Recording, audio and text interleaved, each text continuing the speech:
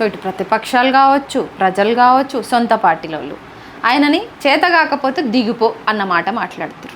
At the same time మీరు కూడా CM పదవి అంటే పాలన చేత కాకపోతే 1.5 దాటినా కూడా పాలన చేత కాకపోతే దిగిపో అన్నమాట మీరు కూడా లేవనెత్తారు. అసలు ఎందుకు సార్, ఎందుకు సీఎం పదవిని అందరు టార్గెట్ చేసిండ్రు? ఇప్పుడు 511 రోజులు అనుకుంటే ఇవాళకి ఆయన 511 days ఒకరోజు అటు ఇటు కావచ్చు ముఖ్యమంత్రి. 10 సంవత్సరాలు ముఖ్యమంత్రి ఉంటా అని చెప్పిండు.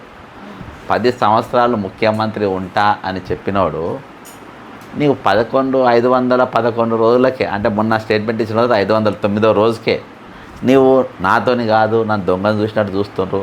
18,500 కోట్ల రూపాయలు తప్ప ఒక్క రూపాయి కూడా మనకు అదనంగా లేదు, నన్ను కోసినా వెళ్ళది, నన్ను చీర్చినా వెళ్ళది అని చెప్పేసి నువ్వే చెప్పుకుంటావు.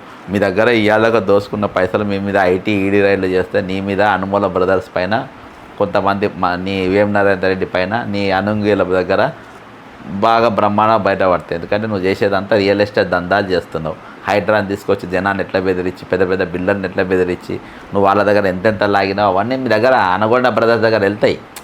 వాళ్ళ దగ్గర లేవని కాదు, వాళ్ళ దగ్గర బ్రహ్మాండంగా ఉన్నాయి. అనుమూల బ్రదర్స్ కాదు, అనగొండ బ్రదర్స్ వాళ్ళ దగ్గర బ్రహ్మాండంగా ఉన్నాయి. రేవంత్ రెడ్డి లిమిటెడ్ కంపెనీ లెక్క ప్రభుత్వం నడుస్తూ ఉంది. ఒక ఇన్ఫ్రాస్ట్రక్చర్ ఇది ఒక రియల్ ఎస్టేట్ సంస్థ లెక్క ఈరోజు ప్రభుత్వం పనిచేస్తూ ఉంది.